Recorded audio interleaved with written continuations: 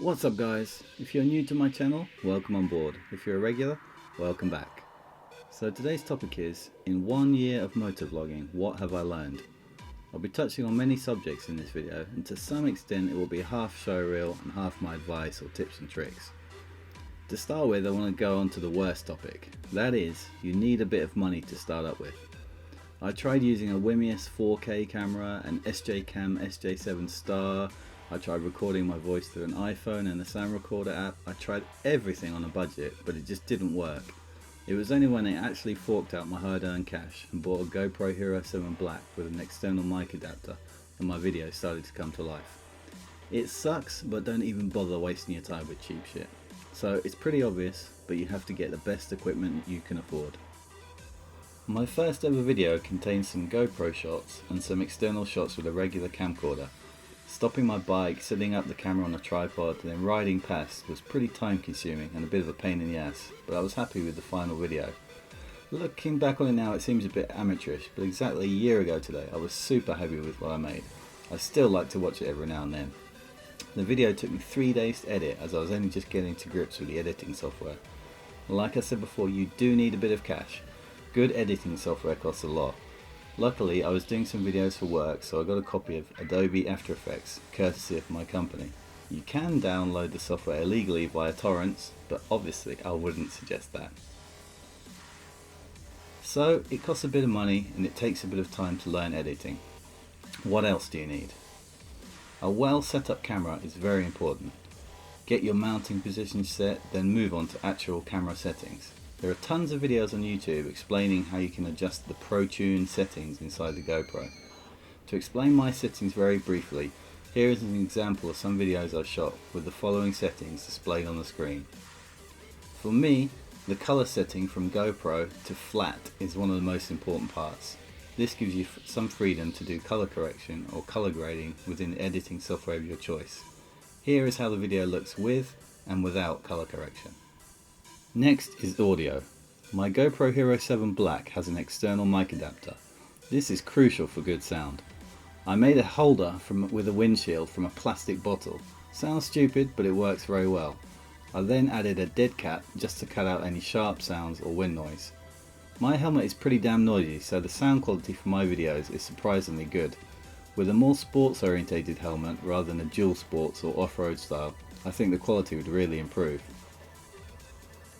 Mic placement away from wind but close to your mouth without being too close or too far is one of those balancing acts. You'll have to try various setups. What else with audio? Well, if you're using multiple cameras like this, then you will need some way to synchronize your audio. I usually hit my horn 3 times, then I can find that horn sound in both my videos and sync them. This is also a pain in the ass, but worth it if you want to get perfectly synced video and audio. What's next? Okay, so you've got all your equipment set up nicely and made some kick-ass videos. Who cares? Well, not many people it seems. I've now got around 750 subscribers, and usually my videos get 300 or so views within the first day or two. Obviously I want more, and my original plan was to get that whole YouTube monetization thing rolling. It made me retire to a villa in South America. Unfortunately this hasn't happened yet. You can't even turn monetization on until you have 1,000 subscribers. However, I've now stopped thinking about all that making money thing, and now I really just enjoy making my videos and sharing them with my quite loyal fan base. Usually the same people comment on every video, and I've come to see these subscribers as friends.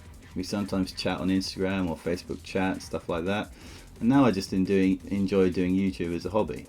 This is important, I think. You actually have to enjoy it and see it as a fun pastime rather than wanting to be the next yummy noob.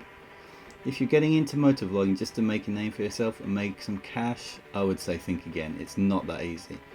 I kinda hate Facebook, but I've started a Facebook page for my motovlog. It takes time to grow, so I don't have too many likes yet, but it's all good. I'm sure it will grow over time. Last but not least is to try not to be a spammer. I've been pretty bad at this. I've been banned from so many Reddit and Facebook groups for posting my videos too often. Try to use some restraint when sharing your videos. I've been there and I've done that. Like, man, my new video is awesome. Everyone with a motorcycle needs to see this. Let's share on every single Honda, Yamaha, Ducati, KTM, Suzuki and Kawasaki group on the whole internet. Do this and you'll just get banned. So try to target the people who actually might enjoy it. I currently ride a CBR 600RR, so I share on just CBR groups. Don't go sticking your sick wheelie on a BMW GS touring group. Social media is important, but the moderators of certain groups and forums are real dicks when it comes to doing self-promotion, so just try and use a bit of restraint and use your head. What's next for me? Well, for my own channel, I have a few ideas about how to improve my video quality. I'm probably investing in a second GoPro, and I want to implement 360-degree footage too. I have a cheap and nasty 360 camera which can shoot up to 5 minutes of video, but the quality isn't great. I'm currently trying to decide whether to buy an Insta360X or not. Also this year, I treated myself to a DJI Mavic Mini drone, which I haven't successfully incorporated into a motovlog or motorcycling video yet, but sometime around the spring or summer when I hit some of those famous Japanese mountain roads. I think some nice shots of scenery and mountains will add a certain aspect to my video. Apart from what I've talked about in today's video, I'd be happy to answer any questions, so feel free to comment, and of course, please consider subscribing to my channel. And the last piece of advice would be, if you're really seriously thinking about getting into motovlogging, one of the best forums or best online communities is motovlog.com. The guys on there are really helpful, and if you need some pointers, you want to share your video and get people's feedback, advice, that motovlog.com is definitely the place to go. Alright guys, see you in the next video. Peace.